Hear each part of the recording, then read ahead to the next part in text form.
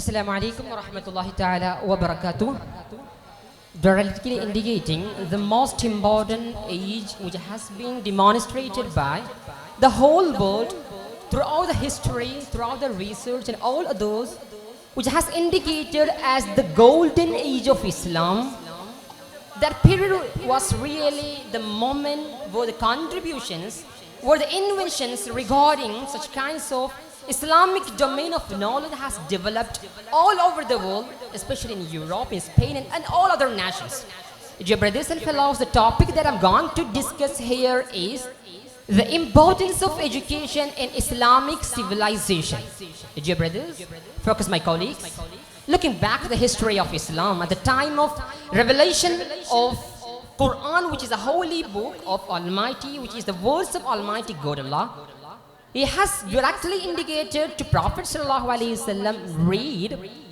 The word read is a kind of imperative sentence, and the indication through the read is that the enhancement of the knowledge, the enhancement of the intellectual world through reading, which is the most important term that should be indicated as the importance of education, Islamic civilization.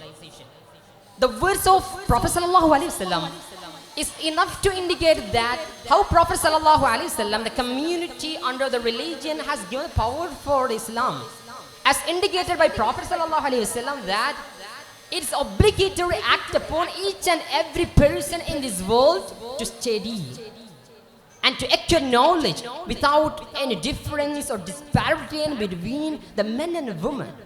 This is really one of the most important things that should be realized here. Beyond that, just searching which is the first university in this world. It's an indication too that the University of Qarawin, you should realize what is the University of Qarawin in Fez in Morocco, and it has been established by Fatima Al-Fihri. She's a woman. It's also indication to the significance of inclusivity in education. At the time of Prophet ﷺ, he has given importance for education through his wife, Aisha radiallahu anha, and all others. And my dear brother, looking back at the history of Islam, at the time of Islamic civilization, at the time of Abbasid, there were many such kinds of moments that have happened in history. At the time of Abbasid, they have established the Bait al-Hikam, which was really a center for knowledge, which was a center for intellectual revealing, and which was really a center for the library, which was a center for the research from various community. Let's looking through the inventions, the contributions that has been given by the Islamic scholars all over the world. Islamic knowledge is not just for the religion. Islam has told to state each and everything. Through the mathematics, most important domain of knowledge in Islam, we should realize some of the terms, some of the names regarding this. Who is the father of algebra? Is really an Islamic name is under this. Who is the father of medicine? Ibn Sina.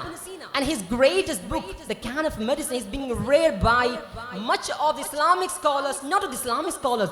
The European world is reading many of the theories that has been revealed by Ibn Sina through his book. We can forget the Bait al-Hikam is one of the greatest centers. We can forget, as we all are in a world of the robotics, how we can forget the greatest names like, just like Jazari. He's really one of the person behind the robotics. In the kind of doctor, in a kind of optics, Ibn Haytham is not a person that can be forgotten by any one of us, because those kinds of knowledge is essential for the development of a person. Dear brothers, from a theoretical perspective, we should realize what is the Islamic knowledge, what is the objective of Islamic knowledge. It's to share the morality. The morality can be established by only through the education. From a pedagogical perspective, how the Islamic civilization and what was the way to share Islamic knowledge to the whole world, that was established by Prophet ﷺ in his various moments of his time through the storytelling and all other ways, is a kind of education. Beyond that, beyond the ethnicity, beyond the religion, beyond the color or caste of the community, the Prophet has told the status of a person with education. Islam couldn't give any kind of disparity in between any ethnicity or the color, any other religion. But Islam has told that the person with education, the person with knowledge, And a person with plenty of intellectual understanding, he has a great status in Islam. This is the most essential thing that should be realized here. Beyond that, the libraries, the translation works that has been established and conveyed and invented by the Islamic scholars. Many of the books from the Greeks and all others being established by our leaders, our Islamic scholars. So my dear brothers, the most essential thing that should be realized here that Islamic objective through the education is morality. It's very clear from the revelation of Holy Quran. Read, which is an imperative sentence, which is a command to the whole world to read. It's an indication to enhance your knowledge, your intellectual capacity through that.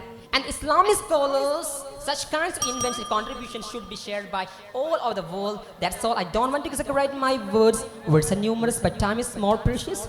That's all. Thank you. Have a nice day.